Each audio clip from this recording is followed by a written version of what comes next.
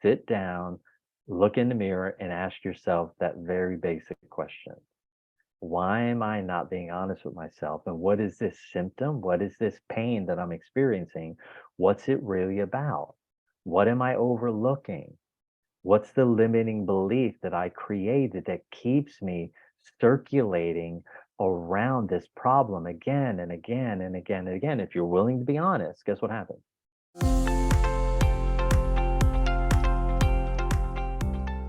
Hey everyone, welcome back to the Reshape Your Health Podcast.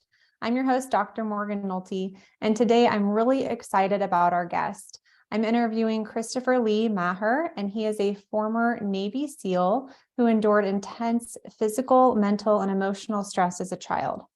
By combining a SEAL mindset with modern stress management strategies, Christopher taught himself to free his body and mind from pain by developing mental and physical tools for eliminating unresolved stress. So that's a big topic of the conversation today, is how do we eliminate unresolved stress?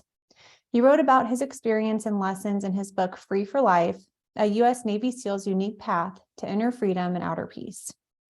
He is a student of Grand Master Mantak Chia at the Universal Tao Master School in Chiang Mai, Thailand, and is currently pursuing his master's and doctorate degrees in traditional Chinese medicine. Christopher, I'm really excited for our interview today. Whenever I'm speaking to someone who has served our country, I always like saying thank you very much. I know it's a huge sacrifice for yourself, your loved ones. So thank you. And can you just start off by telling us a little bit about your story? I think it's a pretty unique one, and I'm excited to hear it. Well, one, thank you for having me on the show. The service was great. The service shaped me into who I am today. And so I look back with that as a point in my life where I learned a lot about who I am and what it is to step into discipline, hard work, brotherhood, integrity. Yeah, my story is one of trial and tribulation, right? In the hero's journey, you come into the planet thinking one thing, and then you end up in a completely different place. And when I went to SEAL training, I was looking for a challenge. I think other guys are going in the military because they're motivated to serve their country, right? It's all about patriotism, and my father was in the military, my great grandfather was in the military, and some of those things are true. None of that was my motivation. Fortunate for me, I figured out a way to get to SEAL training.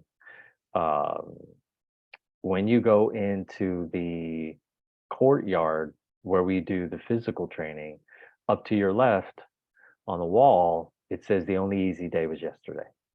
And they kept their promise, right? Each day you accumulate more stress because the demands are higher, right?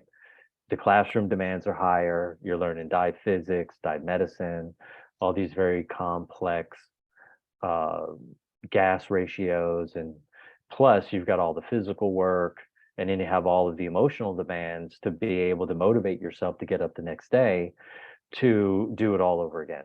And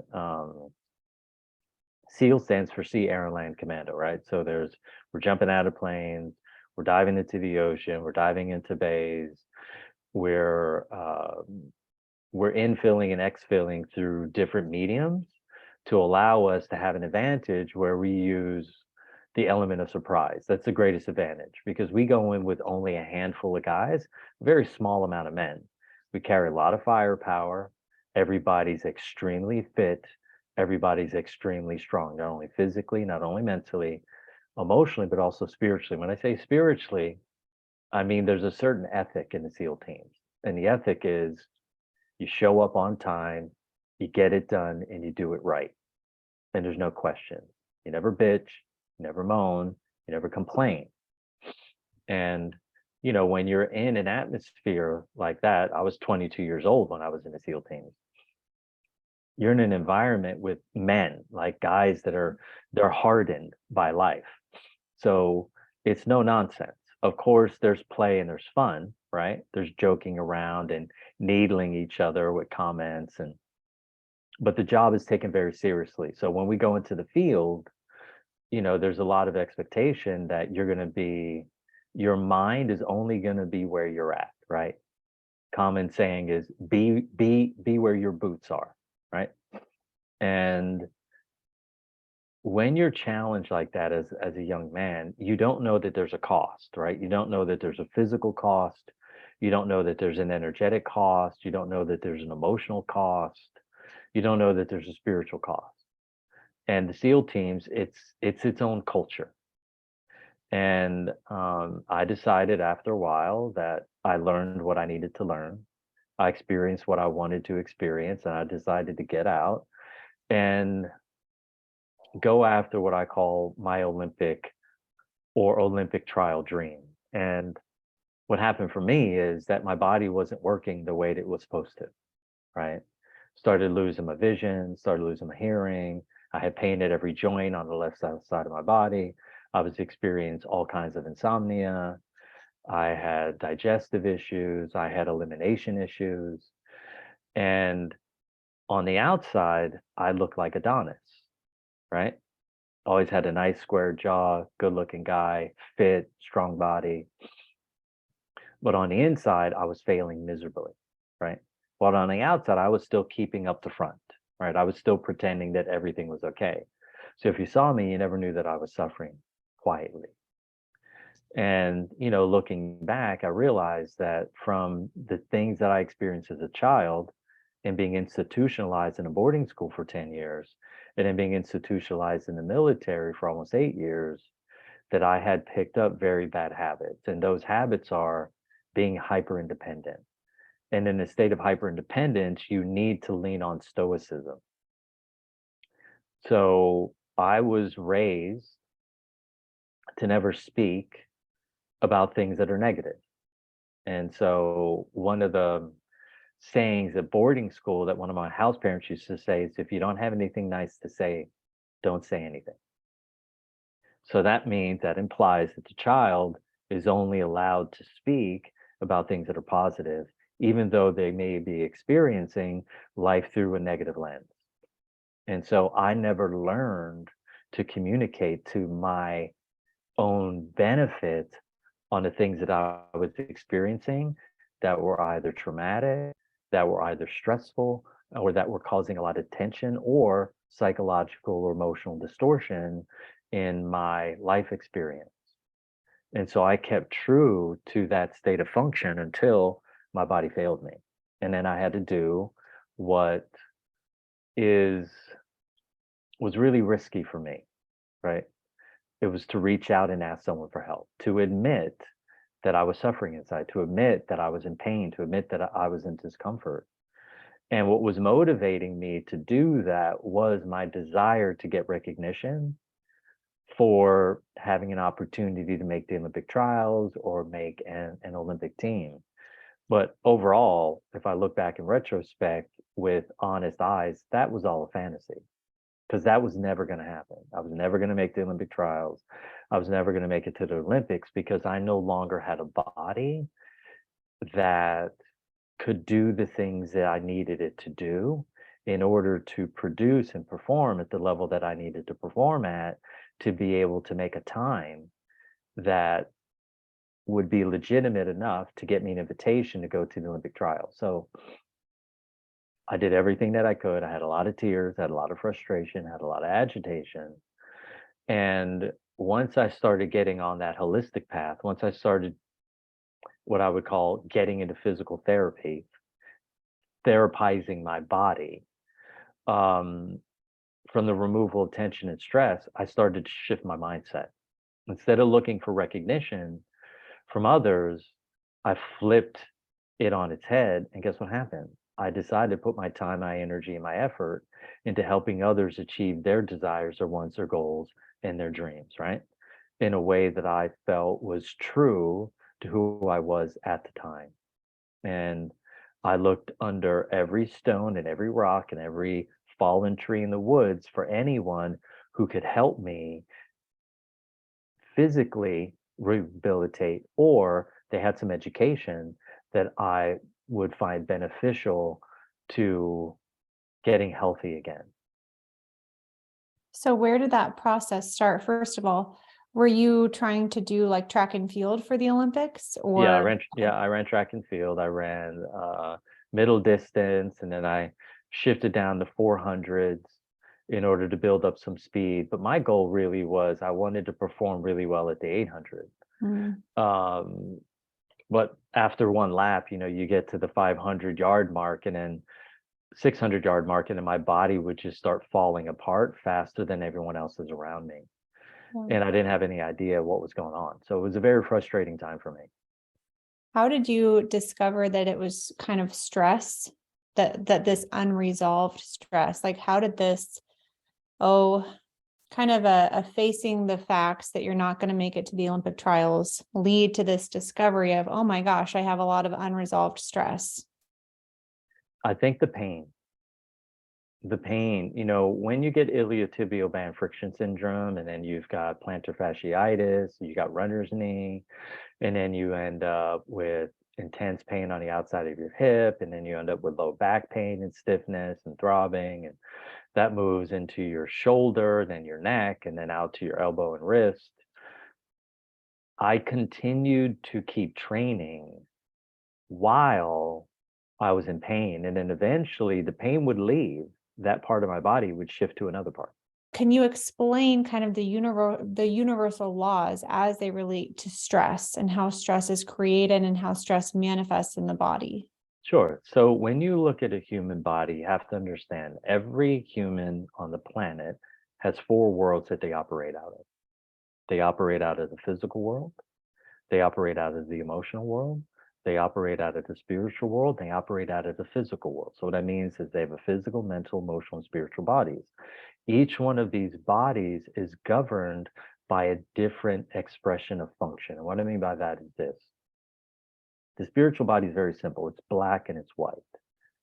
There's right and wrong, there's correct and incorrect. Okay. And it's always about the energy, it's about the light, it's about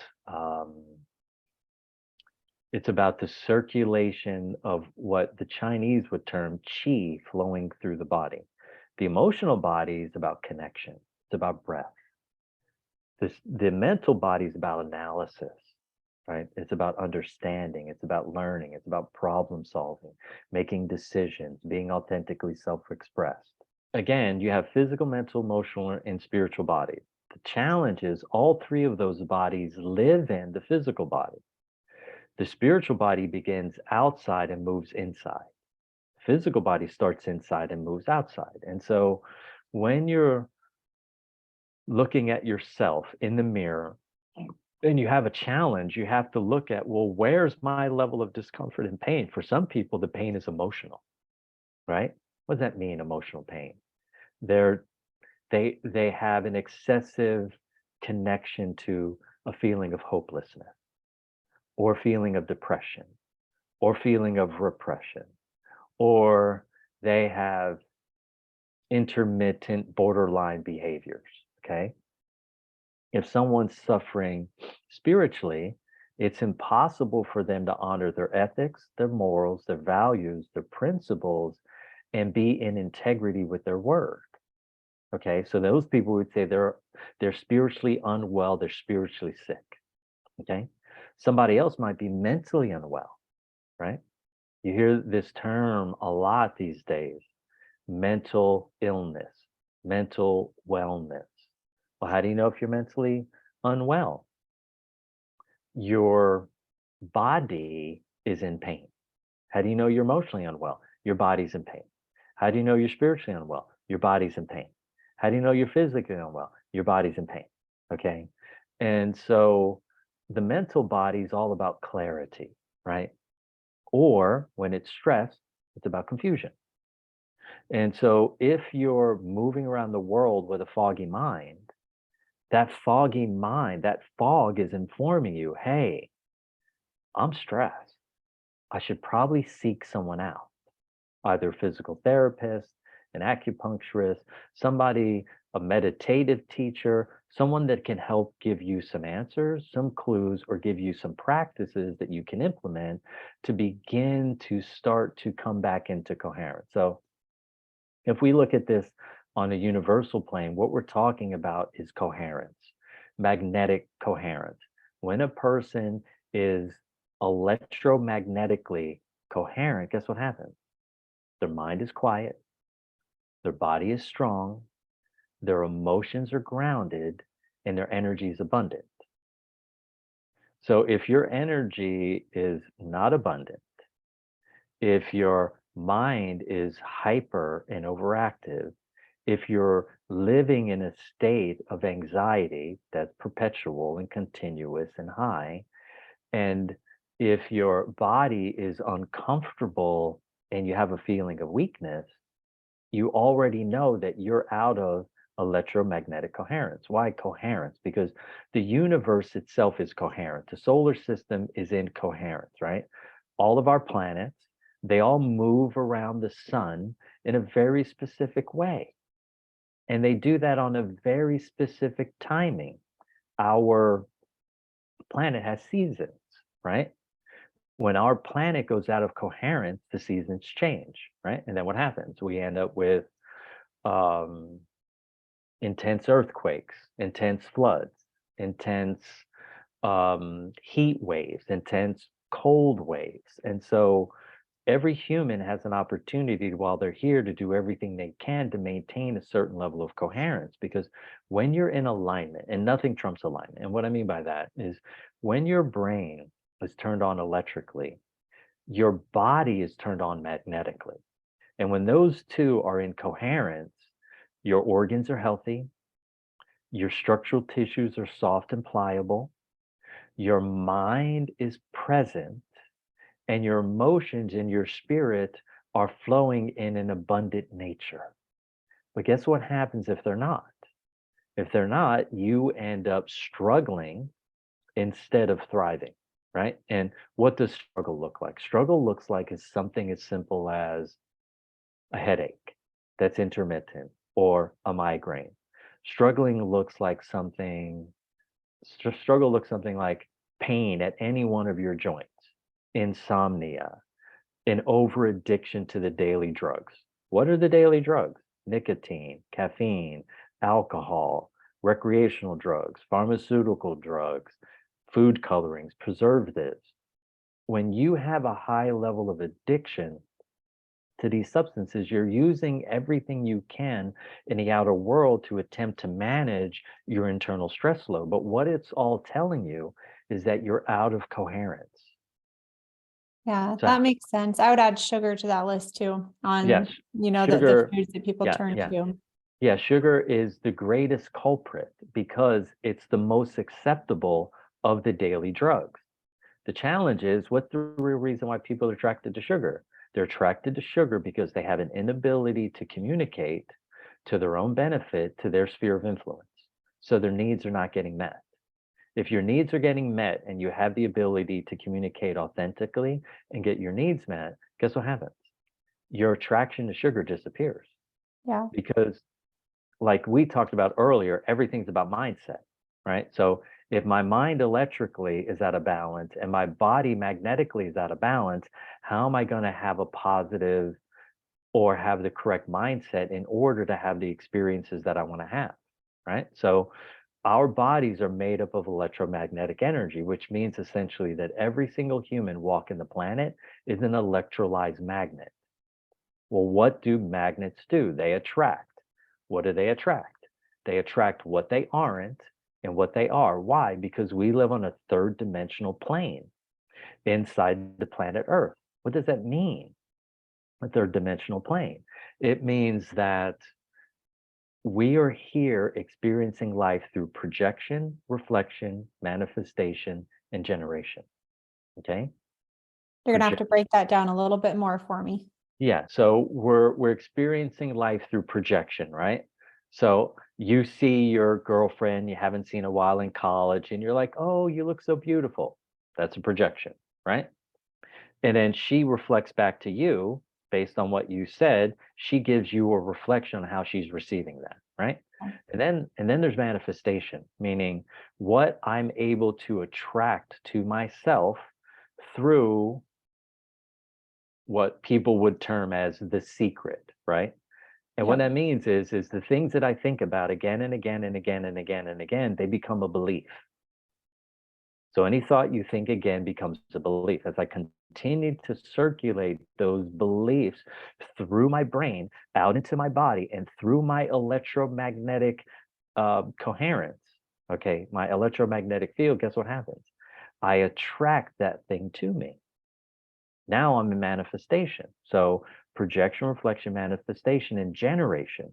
What does that mean, generation? It means generational, meaning my body's made up of genetics and epigenetics that allow me to do what? That allow me to have similar experiences and similar understandings and similar benefits to the generations before me. Okay, that makes sense. And I'm just trying to wrap my head around all of this a little bit.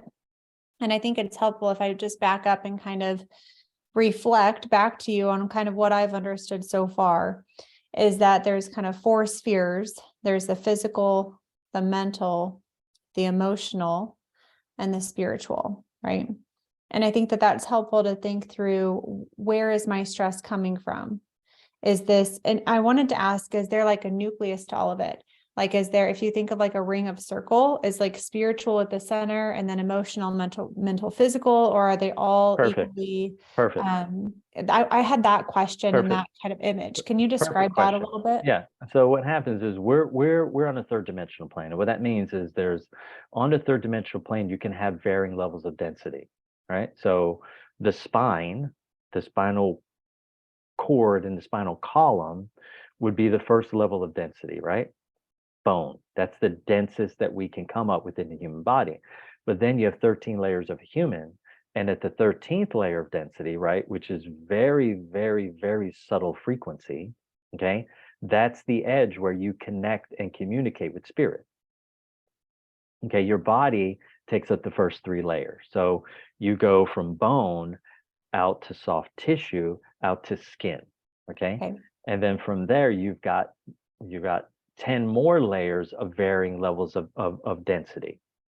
And What are they? again, I'm just thinking of the aura. Like, that's the only yeah, language that the I have for aura, that. which you would call it the aura, but we could call it the electromagnetic field, right? Perfect. As it gets further away from your body, it becomes less dense. As Okay. it gets closer to your body, it becomes more dense, right?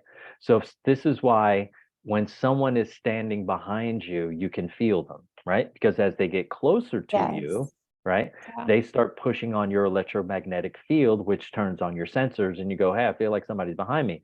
And you turn your head and you're like, oh, there is somebody right behind me. Okay. Versus you feel someone staring at you, right? Yeah. Like 40 feet away, and you turn over the left part of your shoulder, and there's a person staring right in your eyes because your field of energy around you is very, very, very, very large. How large? Like, so on the 13th layer, how large can our electromagnetic field Well, it span? reaches all the way out to the edge of God, right? That's where So you the communicate infinite. with source, with spirit. So it's intensely large, right? Okay. Now, the tools that you have today in order to be able to measure that are they're very barbaric, right? So we're just now getting into the technology. Technology in the future will allow someone to measure the distance and the length to which their auric field reaches out in terms of varying levels of density. So through certain types of cameras and pictures, we can start to see the closer, more dense levels of our electromagnetic field, but we still can't see the fields that are way out beyond us. Okay. And so Interesting. there's Okay. this concept of oneness. This is how we're all connected, right? Meaning we're connected into a collective mind. So we are all sharing this collective mind together.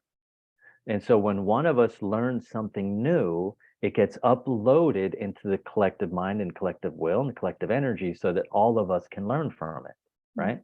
It's the same way that a mother who sends her kid to college wakes up at 3 o'clock in the morning.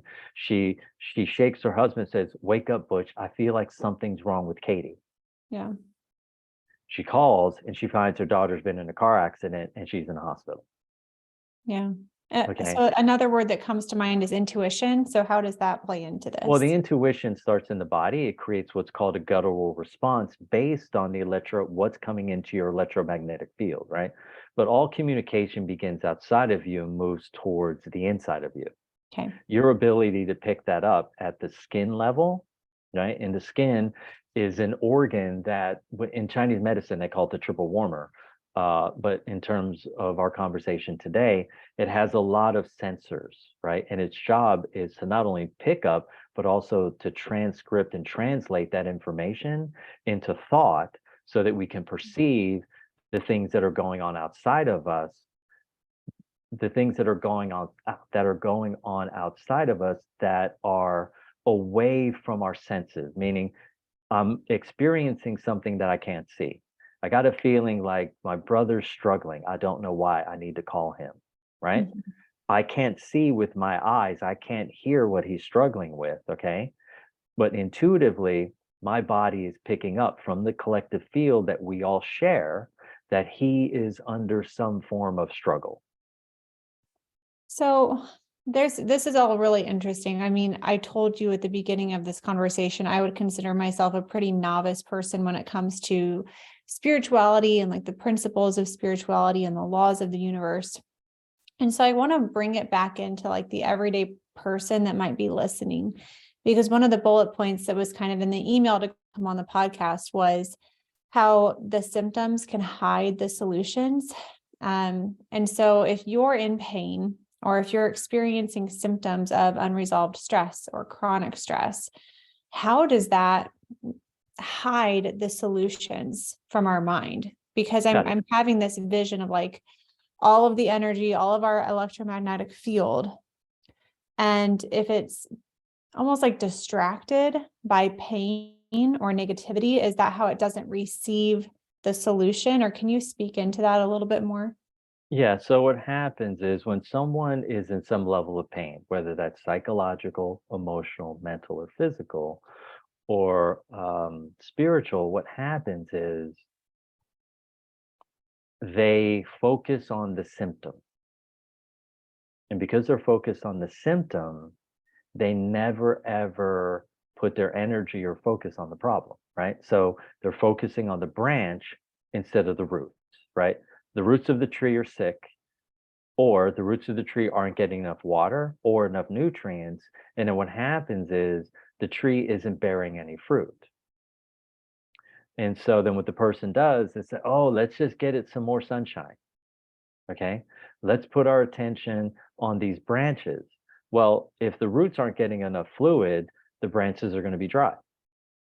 So the question is what's disrupting the natural flow in the aquifers underneath into the root system from allowing that water to get up to the branches? And so when you focus on the symptom, you quite often overlook the solution. And the solution is generally 180 degrees away from where you're looking. What's a practical example of that, either from your own life or from someone that you know? I mean, a health related example would be I have anxiety. Okay. And what I'm choosing to do is to continue to keep drinking coffee or smoke marijuana. Well, guess what? Coffee and marijuana are what are called anxiogenics. Anxiogenics are anxiety causing agents. So I have anxiety. So then I smoke marijuana. It gives me a reprieve from the anxiety that I'm feeling. And then guess what happens afterwards? After I come down from my high, I actually have more anxiety. So rather than um, put your attention on trying to use things that are outside of you, why don't you ask yourself the question, what's actually causing the anxiety?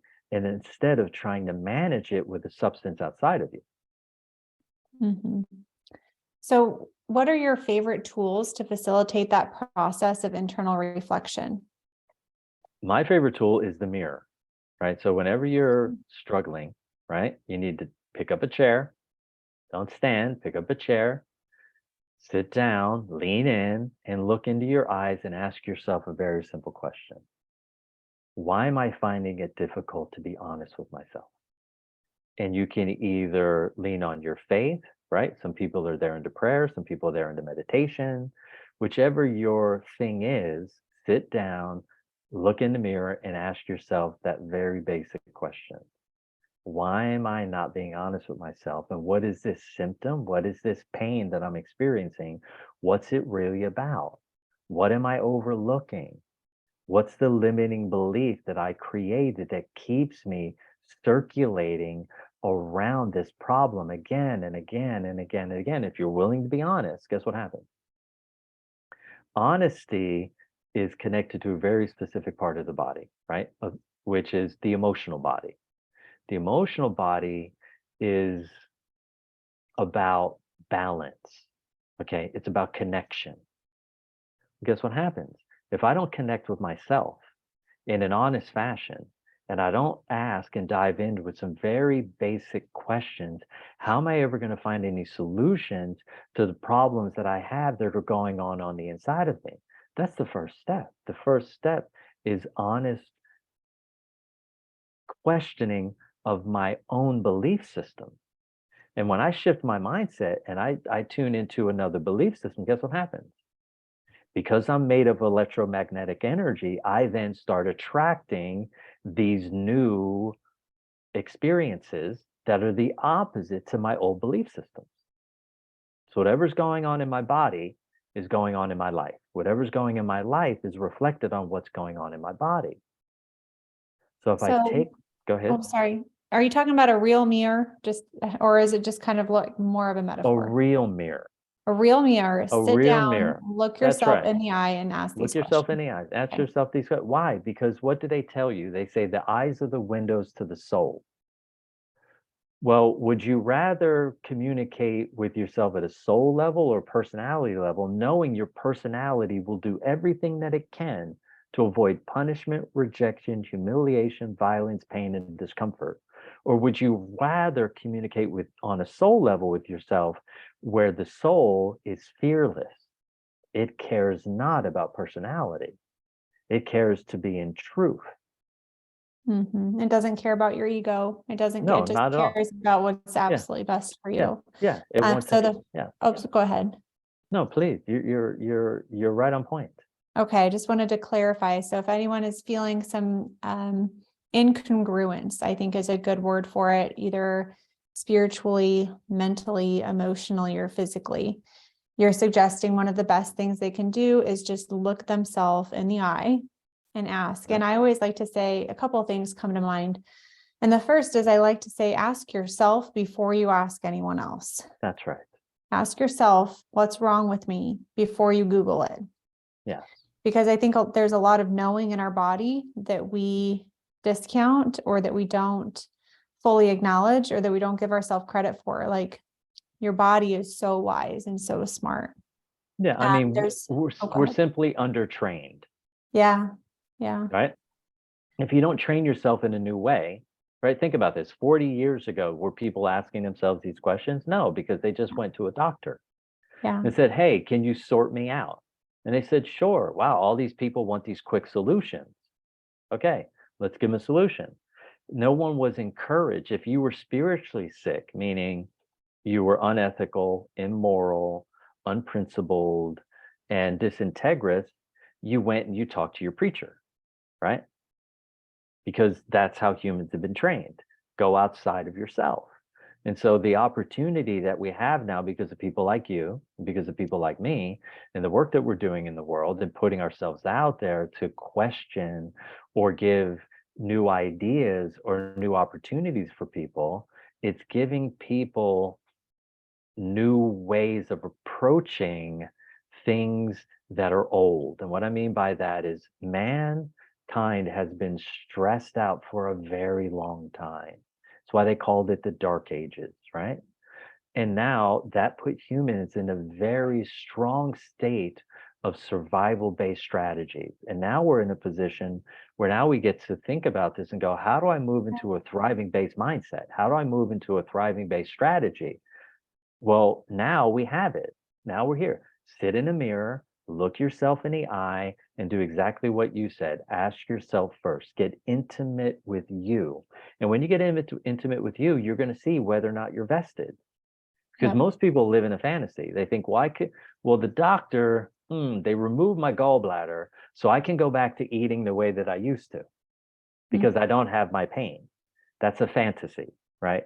Reality is I've got this discomfort, I've got this pain, I've got this confusion, I've got this anxiety, I got this level of anger, or I got this level of self-righteousness.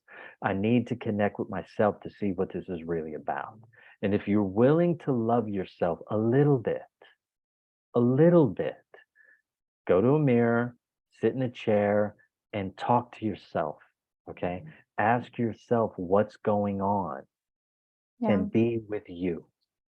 I think just to wrap it up, there's a quote, I don't know who it's from, but I really like it. And it's part of it is, as above, so below, as within, so without. And like that last part, as within, so without. If you don't like something about your world, you are the creator of your world and you have the choice to change it.